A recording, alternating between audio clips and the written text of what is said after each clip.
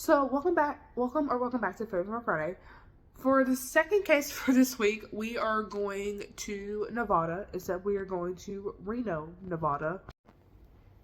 So in Reno, basically what happened is, like the title says, there was this case that happened back in 1980, and I didn't really know about it, except, well, because when you think Thanksgiving murder that was caused by a female, everybody goes to Omaima Nelson, which I've already covered, which if I remember, I will leave the link to that case down below, in case you want to. So before you ask, like, can you cover it? I've already covered it. I got sources in that video and everything. And I did it a while back.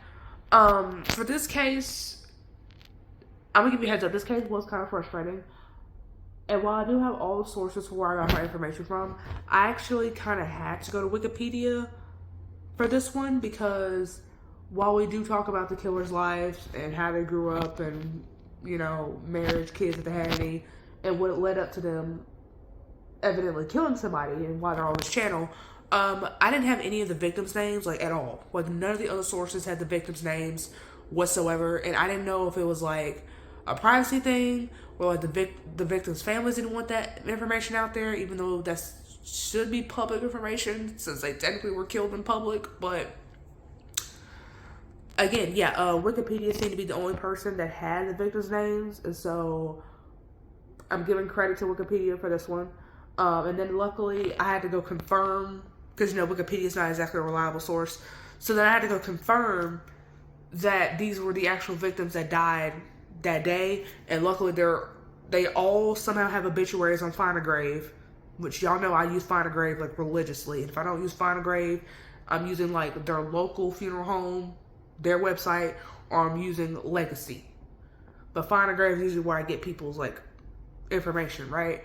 So then luckily I was able to confirm that the 6 people that Wikipedia mentioned are in fact the 6 people that died that day. So with that being said, shout out to Wikipedia for helping me find out the victims. And with that being said, I'm going to quit my rambling. Let's go and get started. So Priscilla Joyce Ford was born on February 10th, 1929 in Barrel Springs, Michigan. She would eventually graduate high school. Didn't give a year. She would eventually get married twice. Doesn't say whether it was divorce or death, but she was having 2 sons. It doesn't say whether they belong to the first husband or second husband, but she has 2 sons and a daughter named Winter Scott. And the daughter comes into play later. In 1957, she would wind up killing one of her husbands. So they said her current husband, so we're assuming the second husband. Didn't even give a name on the husband, so sorry on that. And then she tried to take her own life, and then she claimed self-defense. I guess the self-defense plea worked because literally that same year, she went to go be a teacher in Michigan. And apparently in the city that she was, even though she only had her high school diploma, she didn't go to college. Because, you gotta have like a bachelor's or master's degree to be a teacher, depending on what you're teaching, of course. And then apparently it said that she was actually the first black teacher in that city. So that was actually pretty big. Because we're talking like 1957 here. So then in 1967, she does wind up eventually getting a bachelor's degree, and she winds up being a teacher apparently for like seven more years after that, from what it seems like. So then it's believed that Priscilla starts seeing like hallucinations of her dead husband, presumably the one that she killed, from across the street from where her and the kids were living at the time. And then she would also claim that she was the reincarnation of Adam, Eve, and Jesus, like from the Bible. But unfortunately, by the following year, she would become an alcoholic. She would go submit herself into treatment for like 1973, I think. She would be diagnosed with schizophrenia with violent tendencies. And despite this, she gets like some treatment and is let go. And apparently she goes to like 7 different hospitals, and they'll all eventually let her go after like a short time. So then eventually, it doesn't even give a year, but it says eventually she's arrested for trespassing and assault. And then she's sent to another institution. It doesn't even say how long she's at that institution, but eventually in November of 1980, she moves to Reno, Nevada, where the story takes place. And she gets a temporary job as a gift wrapper at Macy's, because this is November, Christmas is like literally the next month. So I guess they need people to like gift wrap presents, because Macy's is still a thing. So then on Thanksgiving Day, 1980, which was November 27th, apparently, Priscilla gets into her 1974 Blue Continental. It's like a really nice car.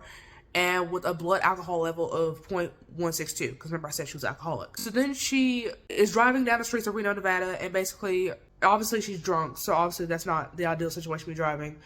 She winds up driving the car onto the sidewalk at about 100 feet at only 40 miles an hour, but it winds up killing like 6 people and injuring 26. So then, of course, the 6 victims, like I said, are included thanks to Wikipedia and Find a Grave. We have the oldest, which is Eva Britton. Don't have a photo of her, but she was 80, and she had just turned 80, like I think not even 2 weeks ago, because her birthday was November 11th, 1900. So then you also have Jolene Kramer, who was 20 years old, so she was the youngest of the 6, and she was from Horseheads, New York, born May 17, 1960. Third, we have John Coachella, also of Reno, Nevada, and he was born on August 13th, 1950. We have Paul Nitzel, who was from Sunnyvale, California, and he was born on May 7th, 1907. We have Josephine Starkey. She was 50, and she was from Sparks, Nevada, and she was born October 24th, 1930. And then finally, we have Harry Skelly, who was 78 and born on June 24th, 1902. So then, of course, they arrest Priscilla, and pretty much somehow without any hesitation, she winds up asking how many people were dead, and they didn't know for sure yet, so they told her like 5 or 6, and then she said the more that were dead, the better. Obviously, you gotta ask for a motive as to like why you did this, and she basically blamed the wife of the governor at the time. So apparently, the governor of Nevada at the time was Edward Kennedy, and she basically blamed his wife Joan. It would also come out, I don't know how exactly true this is because I only saw it on one source, but then again, this case isn't that well like covered, so this is allegedly, but apparently she tried to sue the Mormon faith and the Seventh-day Adventists for like $500 million because she saw herself as America's only authorized divinity, because remember, like I said, she thought she was the reincarnation of Jesus. And she would also say that she committed the crime in Reno, not just because she lived here, but because her daughter was 11 at the time the attack happened, apparently, but she was 4 when she got taken away from Priscilla, and she thought that if she did this attack, it would bring attention to that, and it would help like find where her daughter is. So then, of course, she's found competent to stand trial. She's still saying that she was the reincarnation of Jesus and incapable of sin.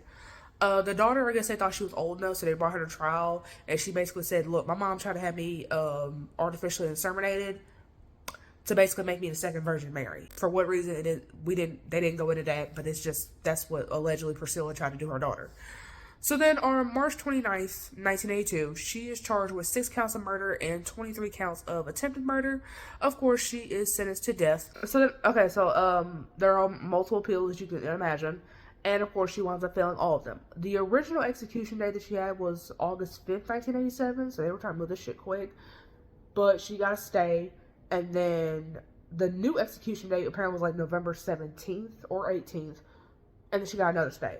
So on January 29th, 2005, at the age of 75, she doesn't get executed, but she winds up dying of like emphysema. Yeah. So yeah, that is the case of the 1980 Thanksgiving Massacre. Like I said, not very well known. Literally every source that I have is either Wikipedia or an obituary of the victim. There's like 2 other YouTubers that have covered this case, so I got information from them, of course. But like I said, gotta give credit where credit is due. Definitely know what you think down below. Do you think she should have been sent to a mental institution? Does anyone happen to knew of Priscilla or where her kids are at now? Because the only child that was named was Winter. I don't know where the sons are at. I don't even know if they want to be associated with Priscilla. If they don't, I don't blame them. That's even if they're still alive, because again, this happened so long ago. So yeah, with that being said, definitely know what you think down below. If anyone knows anyone from the family personally, again, definitely let me know, because I'd like to see a little inside scoop. So with that being said, that's all I have for this case, and I'll see you guys in the next one. Bye.